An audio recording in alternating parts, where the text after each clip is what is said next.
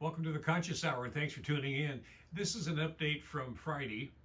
I'm actually putting it out this Saturday, but this is the news you will not see in the United States. Probably you won't see it in England either, or any other Western allies, because they don't really want to show you the shellacking that Iran is giving to the military. Watch this, and then please do me a favor, share this as far as you can to everybody you know, because we need to wake up and realize we will never win this war, meaning I'm sitting in the West. We'll never win this war. Yes, we will, because Pete Hegseth is driving the force. Yes, we're going to win. We're going to win. We're going to take our muscle and win.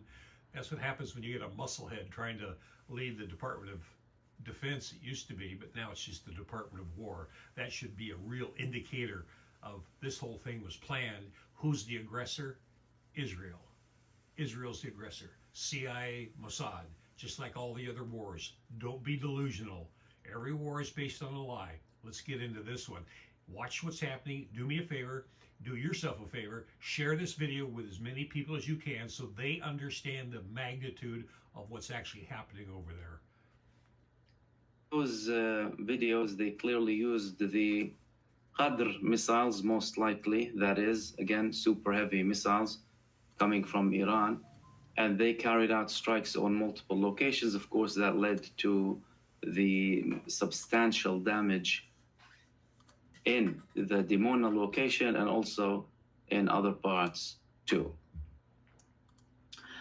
So the attacks included the U.S. Army's 5th Fleet. Again, the 5th Fleet is clearly a very strategic location here. And the statement confirmed that they indeed used the Qadr and Imad systems after targeting a squadron of aircraft belonging to the Israeli army. Now, that is another thing that we're going to be talking about, taking down of an F-15 and F-16. The Guard statement said that the operation was a blessed Eid gift to the Iranian people on Eid Day. So this attack, according to the IRGC, is a Eid gift to the Iranian people. There you have it, Iranian people. We targeted Dimona and we did this, and here is your gift. And I want to add something on that one. There's 93 million Iranians. And do you think they don't like their country? They love their country. So when you start hearing about these protests and all these people violently protesting, and trying because of the dictatorship in Iran, farthest thing from the truth. Absolutely farthest. Remember when they said there was 100,000 people killed? I heard that one announcement. I heard one evangelical, about 100 to 300,000 people were murdered by the Iranian government. Oh my God. You know how many people were actually killed during that big protest they said they had? 3,600. 3,600, of which 900 IDF, Mossad, CIA agents were assassinated. They killed them. Iran did. The rest of them, no. They were the inciters inside killing people. It wasn't the Iranian government. No, 93 million people. The country is 3/4 the size of the United States. They've never invaded any country. But now they're invading, they're retaliating for the abuse that Israel has been putting upon them for a very long period of time, since 1953 when they had the coup d'etat. So don't get your head wrapped around that Iran is the problem. They ain't the problem. The problem is the military-industrial complex, and they're spending trillions of dollars and milking us out of everything we have. And just look at America. We got shit roads, shit government. Let's get back into this one. Of course, with all of the escalating attacks that are coming from Iran now, we are seeing no signs of any de-escalation whatsoever. I mean, all of the statements that are coming from the United States, from Donald Trump about this potential of de-escalation. Some people talk about de-escalation, and that all of that has no significance whatsoever. Because what's really happening on the ground is the fact that the United States is continuing its operations, and the United States is still getting attacked at the same time. And Iran is not going to be backing down from any of these attacks up until it achieves its accomplishments. Now, there was also a clarification coming from the spokesperson of the Khatam al-Anbiya HQ about the attacks that were carried out yesterday. Let's listen to what he had to say in that statement that he had on television. در دور جدید حملات پهپادی دلاور مردان ارتش، اهداف گسترده‌ای در سرزمین‌های اشغالی از بامداد روز جمعه آماج حملات پهپادی قرار گرفتند. در این حملات محل استقرار هواپیماهای سوخرسان راهبردی ارتش رژیم صهیونی مستقر در فرودگاه بنگوریون، وزارت امنیت داخلی دشمن صهیونی مستقر در قدس اشغالی و اهدافی مستقر در تل‌آویو بار دیگر هدف حملات گسترده پهپادهای ارتش قرار گرفت.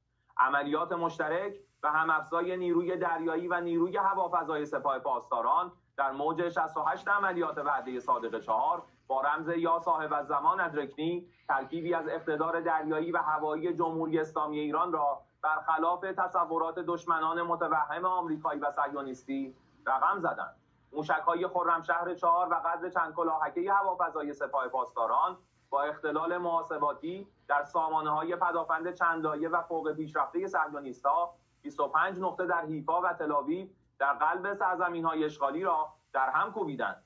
موج 69 عملیات وعده صادق 4 با رمز یا مقلب القلوب و الابصار علیه اهدافی در قلب سرزمین‌های اشغالی، تل‌آویو، عکا و خلیج حیفا شامل شرکت‌های پشتیبانی رزمی و صنایع رزمی نظامی و مخابراتی راداری رژیم صهیونیستی، پایگاه‌های ارتش تروریستی آمریکا در منطقه شامل پایگاه علی السالم و پایگاه الخرج، محل ذخیره سوخرسان‌ها و تأمین سوخت جنگنده‌های دشمن آمریکایی را با سامانه‌های راهبردی قدر و خیبرشکن و میانبردهای ذوالفقار و قیام و پهپادهای انهدامی با حول و قوه الهی به صورت کاملا موفق و انجام رسید. در عملیات‌های مشترک و فراگیر موج 70 5 پایگاه منطقه‌ای آمریکا در الخرج، الزفره، علی السالم، اربیل و به ویژه ناوگان پنجم دریایی در مسیر تکمیل فرسایش مرحله‌ای برای چندمین بار در شبانه روز گذشته مورد هدف مؤثر سامانه‌های موشکی قیام و عماد و پهپادهای تهاجمی قرار گرفتند.